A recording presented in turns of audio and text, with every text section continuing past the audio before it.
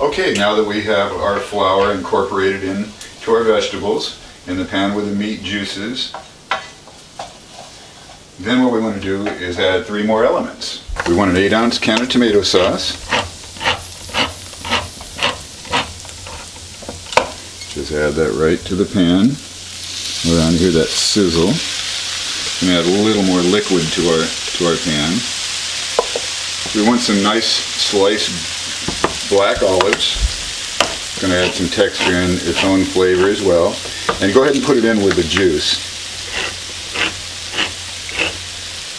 because we want some of those good flavors to come up from the bottom of the pan. Go ahead and add those. And then we want some diced tomatoes, and this is also going to be with the liquid in, which is why I like using these too. If you just had cooked tomatoes, fresh tomatoes are great, but you don't have all that wonderfully flavored juice. So you want to go ahead and just put that right in as well. We want to turn up our heat to high because we want to start this simmering pretty quickly, since there were cooler items going in. And you can see how beautiful that is already.